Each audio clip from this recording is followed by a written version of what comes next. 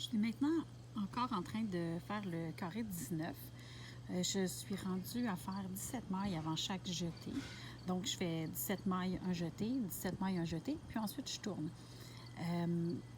Dans le fond, j'ai progressé jusque-là parce que je pense que ça va être plus clair de visualiser le projet rendu à cette étape-là.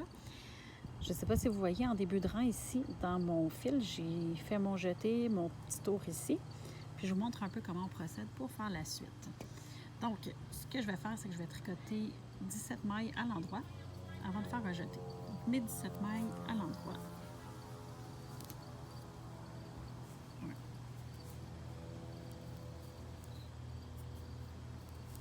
2,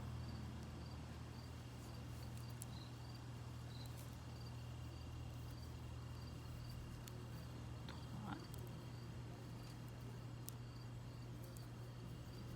4,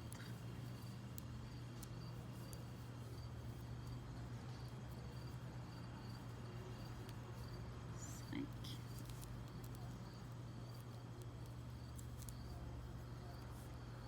6,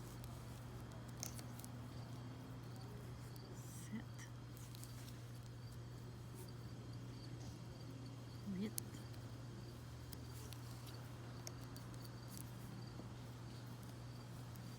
9,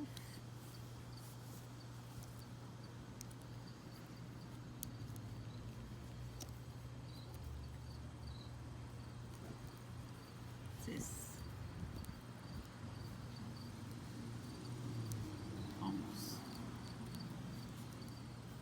12, 13, 14, 15, 16. Puis la 17e est toujours sur une maille un petit peu plus lousse. En fait, là où on est rendu, c'est un truc pour se souvenir où on est rendu à faire nos jetés parce que celle-là, je la tricote dans l'ancienne jetée, donc c'est un petit peu plus lousse. Donc pour moi c'est un moyen que j'ai de me souvenir à quel endroit je suis rendue. Là. Donc 17e. Et puis, je vais faire mon jeté, c'est-à-dire que je tourne le fil juste autour de mon aiguille, de cette façon. Puis je continue. De cette façon-là, j'ai créé une nouvelle maille. Donc, c'est ce qu'on appelle faire une augmentation. Ça grossit notre tricot. Donc là, je ne les compterai pas. Ce que je sais, c'est que je tricote à l'endroit jusqu'à la fin du rang.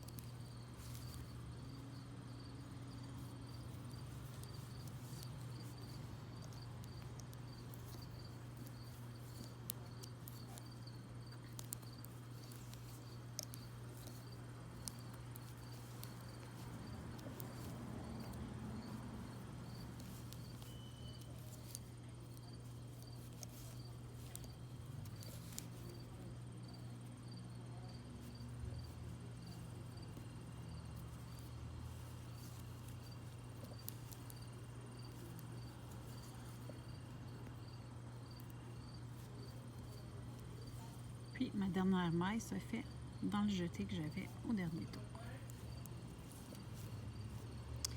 Maintenant, je devrais faire un jeté ici, c'est-à-dire que je devrais tourner mon fil comme ça. Mais moi, ça me mélange parce que les filles s'entortillent tous quand je viens pour tourner mes aiguilles. Donc, je ne le fais pas tout de suite. Je tourne mon aiguille. Donc, je tourne mon aiguille pour avoir les autres mailles face à moi. Je retire mes anciennes mailles de sur l'aiguille, puis je vais glisser les autres. Je vais faire mon jeté après parce que sinon, ça me mélange de le faire sur le dernier parce que le fil se tourne tout autour des broches, puis je suis un petit peu mélangée. Donc moi, je le fais comme ça, mais si vous préférez le faire tout de suite à la fin de votre rang, c'est aussi possible. Là. Donc, je suis prête à tricoter mon rang de ce côté-ci.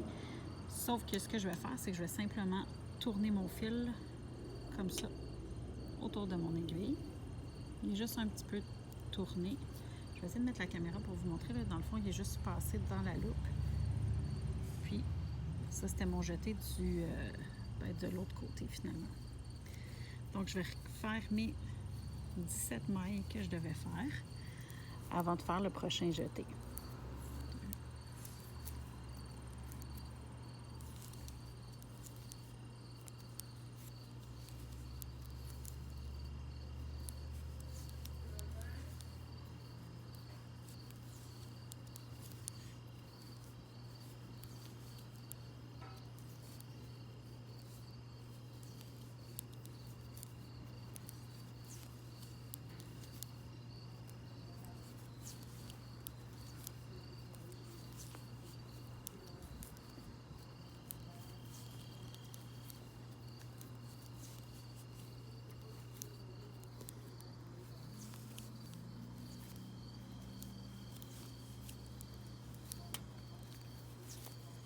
17e maille.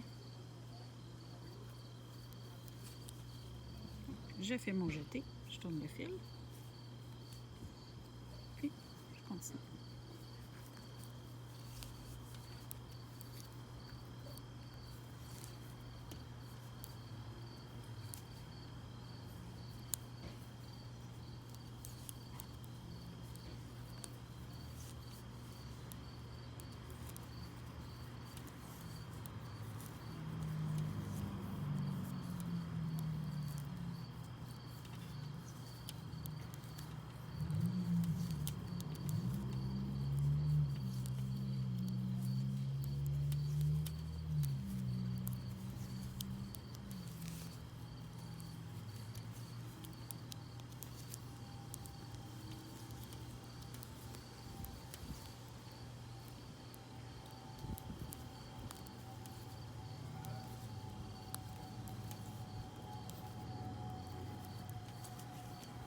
Et puis, je suis rendue à faire un autre jeté que je ne ferai pas tout de suite. Je vais quand même vous montrer de quoi ça va avoir l'air le tricot une fois rendu là. Donc, je vais juste le mettre sur le fil pour être capable de l'étirer.